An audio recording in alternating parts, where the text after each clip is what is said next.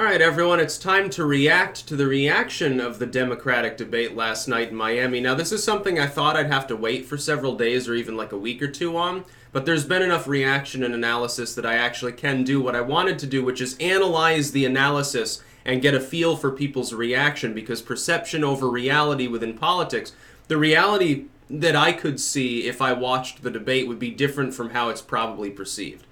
Because I literally, at this point, I'm making a living analyzing politics. I've been doing it for a long time, number one. I'm not, just some person who happens to have tuned in on TV. So that taints my perception. I'm not a Democrat, so I'm not even voting in the Democratic primaries. Although Vermont has open primaries, so I think I can take a Dem ballot just to vote for Gabbard or something, I guess. Who's probably the only one I'd be willing to do that for. I don't know. It doesn't even really matter. Trump's unopposed, so I don't know. Maybe I'll take a Dem ballot and I'll vote Trump on the Democratic ballot or something as a write-in. That would be funny. That'd be a funny way for Vermonters to protest Bernie Sanders, would be to take up Democratic ballots and try to get Biden the state or something like that, or whoever the front runner is, take it away from Sanders. Even if it's close, it'd look bad for him. But here's the thing. I have my own political views, and I have my own way of analyzing things that is not the same as someone who's like more average, more a general person in the population, the average voter. It's a little bit different.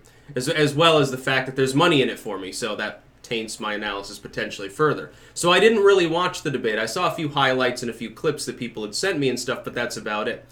Here, though, is my reaction to the reactions. Here's my takeaway from the debate without bothering to have watched it. And like I said, and Trump echoed this, I knew it was going to be boring, so, I didn't want to waste my time either. And it sounds like it was, by and large, unless a person was, like, on the left and then they get all fiery for Booker or something, and I'll get into that. Now, let's analyze the candidates that matter, because half the people up on stage didn't. And this will be the same with the next debate. I think they've split it up into two teams that are sort of semi-randomized because there are so many people in the clown car, they couldn't fit them up on one stage.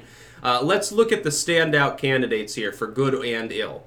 Number one, Elizabeth Warren. She goes in as, among this particular crowd, as the front runner. She maintained that. It sounds like she did well enough. She got fiery, which whips up her fans, because they want to see like Tiger Mom sort of politics. They want my strong, empowered woman and stuff like that, because a lot of them are third wavers. And so she accomplished that. So she remains stable. She didn't lose anything by participating. She had, by all accounts, a good night. Cory Booker, he goes in with 2% in the polls, or 3%. He needed to separate himself from other people. He managed to do that. In fact, in a lot of the southern states, he was the most talked about candidate by the end of the night. If you look at a map, somebody posted a map earlier, in almost every state, Elizabeth Warren was the most talked about. Overall, is sort of online chatter when the debate began. After the debate, it's really Tulsi Gabbard and Cory Booker, and they've basically dominated. Elizabeth Warren managed to hold on to Oklahoma, it looks like, though, so congratulations. You can win Oklahoma as a state. It's very important, I'm sure, within the Democratic Party to go after that. It'd be funny if they tried to target, actually, some states like that. I think she'd lose badly. Is that because of all of the Native American voters there that are repulsed by her? Probably, like the Cherokee Confederation, I think, is further west than that, I believe. I could be totally wrong. I haven't exactly studied my Mesoamerican history lately. It's been a while, so forgive me. Then you have Beto O'Rourke, and poor Beto. By all accounts, I've heard nothing positive about his performance. I looked around on like Twitter, basically looking at some Democratic debate reaction. Plenty of praise for Warren, plenty of praise for Cory Booker, and lots of praise for Gabbard when she got to talk. Lots of chatter about Gabbard from her small but very fervent fan base, putting out the fact that she exists, and she actually becomes a big winner by this. I don't think she's viable in the sense of actually being a threat to the frontrunners, but she is viable in the sense that she could get up to like where maybe Buttigieg is now, which means she becomes visible. They can't simply shut her out. She'll have the ability to speak. If you take Tulsi Gabbard and keep her on the debate stage for enough debates, and she gets more money, makes more speeches, becomes more visible, talks to the media more, makes more content, it will blow the Democrats out of the water, because it'll be clear that the rest of them are uniquely unqualified compared to her. She's well-spoken. She's also somewhat sane, whereas most of the candidates, what did they talk about? It sounds like it was basically a festival of open borders and hating guns. It sounds an Orange Man bad. And so then you have Beto O'Rourke as the biggest loser. It sounds like he'll drop off the face of the earth. Here's another big winner. Another big winner I don't even believe was on stage, which is Buttigieg. I think he's at the next debate. The thing is, Beto O'Rourke was his main opponent. If Beto collapses, there are only two people that can really absorb his force, Biden and Buttigieg.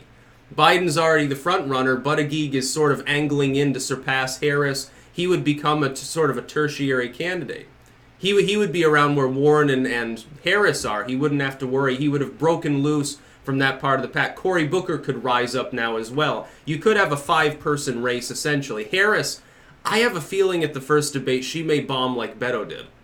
And honestly, I think she might. I think Sanders could have a bad night too, but I don't think it's likely. Biden, it wouldn't even matter. See, if you're there's a difference between if you go into a debate and you're at 10, 15% or more, you're at Warren, you're Sanders or something. There's a big difference between what you need to accomplish at that point and what you need to accomplish if you're on the bottom of the pack. If you're near the bottom, you need to become visible. Tulsi Gabbard succeeded at that. Most of the others didn't. Julian Castro, I think that I heard some praise for him, having done better than people expected. Again, I've told people he is a very good and effective speaker. He's quite good at that. I don't think I saw enough praise for it to be truly a breakaway performance, though. So he stays in. He doesn't need to go anywhere. My advice would be Beto should drop out. He's done. If you bomb the first debate when you're not a top tier candidate, you're fucked. Those that didn't differentiate themselves from the pack enough and didn't get any attention need to drop out. By the end of the first couple of debates, the field should be half as thick as it currently is. There should only be 10 or 11 candidates instead of, 20, 25 or something like that. But that won't happen. Absolutely none of them should reasonably be considered as likely to drop out until after Super Tuesday. You might see a couple people leave, before Iowa or during the first few states, but for the most part, most of them will stick it in just to be and also ran, and then the race will start to thin considerably. The DNC will apply pressure on the lower tier candidates to leave the race, leaving only 4 or 5, which is, it's not the wrong thing to do. It's not even slimy or dubious. It's more like, hey, the race is half over. You don't have any states or delegates. What are you doing still in the race? Are you trying to embarrass yourself? And most of them will probably take that advice. Or a kickback. They'll give them some money. They'll say, here's fucking $500,000 if you just drop your presidential bid. And we'll try to, if we win, we'll get you a cabinet position. Or, you're okay. We'll get you in the Senate or something. We'll support your gubernatorial run. Most of these people are already in a political position anyway. It's not like they end up jobless because they lose. So it's not a big problem. But so, yeah, I would say Julian Castro to an extent and Tulsi Gabbard definitely as lower tier candidates. They did what they needed to do, which was become visible, score some basic points. Beto O'Rourke was the big loser of the night. Elizabeth Warren did fine. Cory Booker of the sort of viable tier candidates did well. As opposed to O'Rourke, who didn't. Basically, for those three of them, as upper-tier candidates, their job was not to embarrass themselves. And in Booker's case, to try to rise up a little bit by, putting out his far-left bullshit message in order to get people roaring with applause. It'll be interesting to see which one was higher rated, Warren or Booker. And for a lot of you, you watched the debate. Now, your analysis might be a little bit different because you actually watched it. You probably, and if you're on the right or something and you're like, well, this is a clown car, you're like, well, all their performances sucked, other than maybe Tulsi Gabbard, maybe you give her a pass.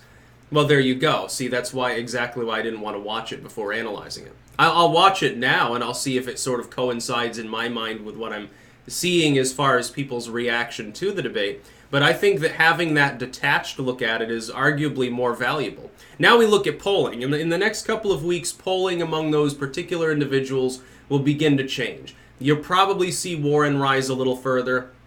You'll probably see Cory Booker rise up, although in his case, I would definitely be willing to bet if he rises up, he will fall back down to that long-term 2 or 3. Gabbard could rise up. She could build a small but effective coalition. In an electability election, I don't think that it will last, but it'll give her the visibility she needs so that she can stick it in until the end of the race. She didn't do anything wrong, it sounds like, at the debate, even though people were pissed, it seemed, that she didn't get talked too much. But the other thing is this, when you have that many people on a debate stage in a limited amount of time, it really would be difficult to give everyone equal attention. Because the DNC ultimately, and the Democratic officials that are overseeing such a thing, they are going to prioritize those candidates they think are actually viable. The fact that someone has 0.5% support, I mean, they're not really a viable candidate. They know that full well. But that person's group, their sort of in-group, their insiders, their core fan base, will get irate if you tell them this and call you a shill. It's the same with Gabbard fans as it is for the Yang bots and all of the other goofballs that are out there. I hate to tell Tulsi Gabbard's fans I think she's a cool candidate and she's actually sane, which is unique for a Democrat, but she's not going to become the nominee. It's just not going to happen. That's about all. Peace out.